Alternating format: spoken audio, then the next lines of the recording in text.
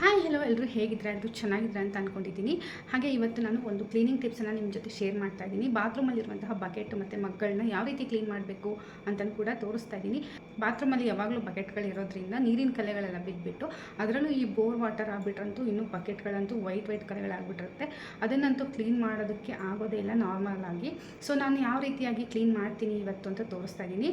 So ಹಾಗೆ ನಮ್ಮ ಚಾನಲ್ನ ಇನ್ನೂ ಯಾರೆಲ್ಲ ಸಬ್ಸ್ಕ್ರೈಬ್ ಮಾಡ್ಕೊಂಡಿಲ್ಲ ದಯವಿಟ್ಟು ಸಬ್ಸ್ಕ್ರೈಬ್ ಮಾಡ್ಕೊಂಡು ನೋಡಿ. ಹಾಗೆ ಪಕ್ಕದಲ್ಲಿರುವಂಥ ಬೆಲ್ ಐಕಾನ್ನ ಕ್ಲಿಕ್ ಮಾಡಿ. ಈ ವಿಡಿಯೋ ಇಷ್ಟ ಆದರೆ ದಯವಿಟ್ಟು ಲೈಕ್ ಮಾಡಿ, ಶೇರ್ ಮಾಡಿ, ಕಮೆಂಟನ್ನು ಮಾಡೋದನ್ನು ಮರಿಬೇಡಿ. ನೀವು ಕೂಡ ಇದನ್ನು ಟ್ರೈ ಮಾಡಿ ಹೇಳಿ ಹೇಗೆ ಬಂತು, ನೀವು ಕ್ಲೀನ್ ಮಾಡಿದ್ದು ಅಥವಾ ಕ್ಲೀನ್ ಆಯಿತೋ ಇಲ್ವೋ ಅಂತಲೂ ಕೂಡ ಕಮೆಂಟ್ ಮಾಡಿ ಹೇಳಿ. ಸೊ ಇವಾಗ ವಿಡಿಯೋನ ಸ್ಟಾರ್ಟ್ ಮಾಡ್ತಾ ಇದ್ದೀನಿ.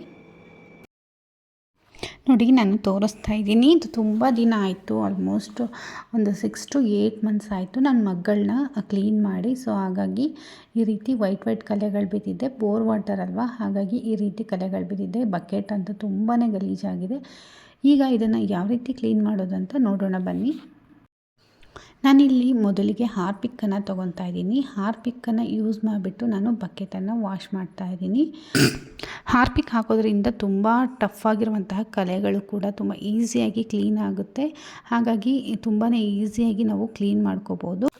ಬಕೆಟ್ ಒಳಗಡೆ ಎಲ್ಲ ಹಸಿ ಮಾಡಿಬಿಟ್ಟು ಅದಾದಮೇಲೆ ನಾನು ಹಾರ್ಪಿಕ್ಕನ್ನು ಹಾಕಿದ್ದೀನಿ. ಹಾಗೆ ಬಕೆಟ್ ಹೊರಗಡೆನೂ ಕೂಡ ಸ್ವಲ್ಪ ನೀರನ್ನು ಹಾಕ್ತಾಯಿದ್ದೀನಿ. ನೀರನ್ನು ಹಾಕಿಬಿಟ್ಟು ನಾನಿಲ್ಲಿ ಹಾರ್ಪಿಕ್ಕನ್ನು ಎಲ್ಲ ಕಡೆ ಅಪ್ಲೈ ಮಾಡ್ತಾ ಇದ್ದೀನಿ. ನೋಡ್ತಾ ಇರ್ಬೋದು ನೀವು. ಗ್ಲೌಸ್ ಬೇಕಿದ್ದರೂ ಹಾಕ್ಕೋಬೋದು. ನಾನಿಲ್ಲಿ ಗ್ಲೌಸ್ ಏನು ಹಾಕಿಲ್ಲ. ಹಾಗೆ ಇಲ್ಲಿ ಸ್ಕ್ರಬ್ಬರ್ ಇದೆ ಅಲ್ವಾ, ಈ ರೀತಿಯಾಗಿ ಸ್ಕ್ರಬ್ಬರಿಂದ ನಾನು ಕ್ಲೀನ್ ಮಾಡ್ತಾ ಇದ್ದೀನಿ.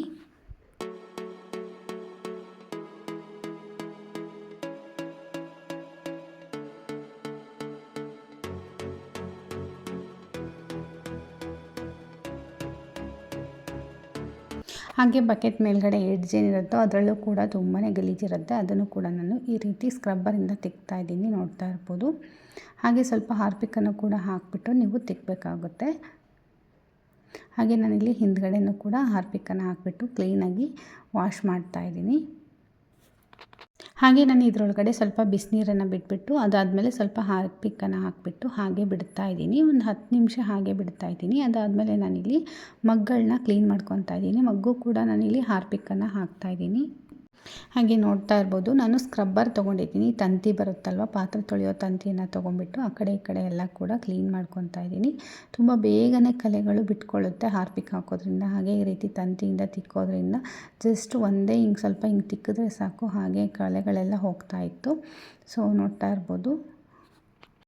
ಹಾಗೆ ಇದನ್ನು ತಿಕ್ಬಿಟ್ಟು ನಾನು ಸ್ವಲ್ಪ ಹೊತ್ತು ಹಾಗೆ ಇಡ್ತೀನಿ. ಅದಾದಮೇಲೆ ನಾನು ಇನ್ನೂ ಒಂದು ಮಗ್ನ ಕೂಡ ತೊಳಿತಾ ಇದ್ದೀನಿ. ಅದಕ್ಕೂ ಕೂಡ ಹಾರ್ಪಿಕ್ಕನ್ನು ಹಾಕಿಬಿಟ್ಟು ನೋಡ್ತಾ ಇರ್ಬೋದು ಈ ರೀತಿ ಕ್ಲೀನ್ ಮಾಡ್ತಾ ಇದ್ದೀನಿ.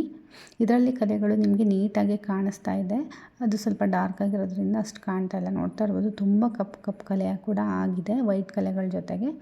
ಸೊ ನಾನಿಲ್ಲಿ ತಂತಿಯನ್ನು ಹಾಕಿಬಿಟ್ಟು ಈ ರೀತಿ ತಿಕ್ತಾ ಇದ್ದೀನಿ.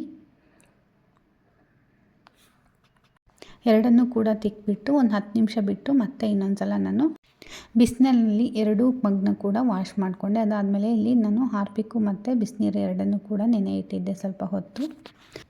ಅದಾದಮೇಲೆ ಪಾತ್ರೆ ತೊಳೆಯುವಂತಹ ತಂತಿ ತೊಗೊಂಡ್ಬಿಟ್ಟು ಚೆನ್ನಾಗಿ ತಿಕ್ತಾ ಇದ್ದೀನಿ. ಹಾರ್ಪಿಕ್ಕಲ್ಲಿ ಸ್ವಲ್ಪ ಆ್ಯಸಿಡ್ ಅಂಶ ಇರೋದ್ರಿಂದ ಕೊಳೆಗಳು ಬೇಗನೆ ಬಿಟ್ಕೊಳ್ಳುತ್ತೆ. ಸೊ ಹಾಗಾಗಿ ನಾನು ಮತ್ತೆ ಇನ್ನೊಂದು ಸ್ವಲ್ಪ ಹಾರ್ಪಿಕ್ಕನ್ನು ಹಾಕಿ ತೊಳಿತಾ ಇದ್ದೀನಿ. ಇದಂತೂ ತುಂಬ ವರ್ಷದ ಗಟ್ಟಿ ಕಲೆ, ಎಷ್ಟಾಗುತ್ತೋ ಅಷ್ಟು ಕ್ಲೀನ್ ಮಾಡ್ಕೊಳ್ಳೋಣ ಅಂತ ನಾನು ತೋರಿಸ್ತೀನಿ ಲಾಸ್ಟಿಗೆ ಯಾವ ರೀತಿ ಕ್ಲೀನ್ ಆಗಿದೆ ಅಂತ. ಆಲ್ಮೋಸ್ಟ್ ಒಂದು 90% ಅಂತೂ ತುಂಬಾ ಚೆನ್ನಾಗಿ ಕ್ಲೀನ್ ಆಗಿದೆ. ನೋಡ್ತಾ ಇರ್ಬೋದು ಎಡ್ಜಲ್ಲೂ ಕೂಡ ವೈಟ್ ಕಲೆಗಳು, ಕಪ್ಪಾಗಿರುವಂತಹ ಕಲೆಗಳು, ಅದರಲ್ಲೂ ಬೋರ್ ವಾಟರ್ ನೀರಿನ ಕಲೆಗಳಂತೂ ಹೋಗೋದೇ ಇಲ್ಲ. ನೋಡ್ತಾ ಇರ್ಬೋದು ಎಷ್ಟು ಈಸಿಯಾಗಿ ಹೋಗ್ತಾ ಇದೆ. ಹ್ಯಾಂಡಲಲ್ಲಿ ಈ ರೀತಿ ಹಿಡ್ಕೊಂಡಿರ್ತೀವಲ್ಲ ಬಕೆಟ್ ಹ್ಯಾಂಡಲ್ ಕೂಡ ನಾನು ಹಾರ್ಪಿಕ್ ಹಾಕಿ ವಾಶ್ ಮಾಡ್ತಾ ಇದ್ದೀನಿ. ಹಾಗೆ ಬಕೆಟ್ ಔಟ್ಸೈಡು ಕೂಡ ನಾನು ಸ್ಕ್ರಬ್ಬರ್ನ ತೊಗೊಂಡು ತಿಕ್ತಾ ಇದ್ದೀನಿ. ಈಗ ನಾನು ಇದಕ್ಕೆ ವಿನೆಗರ್ನ ಹಾಕ್ತಾ ಇದ್ದೀನಿ.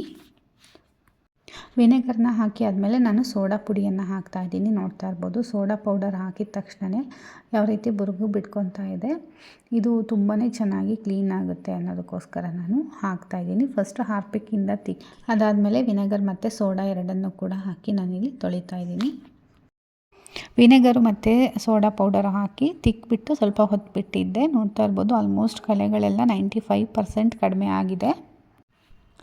ನೋಡ್ತಾ ಇರ್ಬೋದು ಪೂರ್ತಿಯಾಗಿ ಕ್ಲೀನಾಗಿದೆ ಬಕೆಟು ಮತ್ತು ಮಗ್ಗು. ಸೊ ಈ ವಿಡಿಯೋ ನಿಮಗೇನಾದರೂ ಇಷ್ಟ ಆದರೆ ದಯವಿಟ್ಟು ಲೈಕ್ ಮಾಡಿ, ಯಾರಿಗಾದ್ರೂ ಹೆಲ್ಪ್ ಆಗೋದಾದರೆ ಈ ವಿಡಿಯೋನ ಶೇರ್ ಮಾಡಿ. ಹಾಗೆ ನಮ್ಮ ಚಾನಲ್ನ ಯಾರೆಲ್ಲ ಹೊಸದಾಗಿ ನೋಡ್ತಾ ಇದ್ರೋ ಅಥವಾ ನೋಡಿಬಿಟ್ಟು ಸಬ್ಸ್ಕ್ರೈಬ್ ಮಾಡ್ಕೊಂಡಿಲ್ಲ ದಯವಿಟ್ಟು ಸಬ್ಸ್ಕ್ರೈಬ್ ಮಾಡ್ಕೊಳ್ಳಿ. ಸೊ ಇದೇ ರೀತಿಯ ಇನ್ನೊಂದು ಹೊಸ ವಿಡಿಯೋದೊಂದಿಗೆ ಸಿಗ್ತೀನಿ. ಅಲ್ಲಿವರೆಗೂ ಬಾಯ್.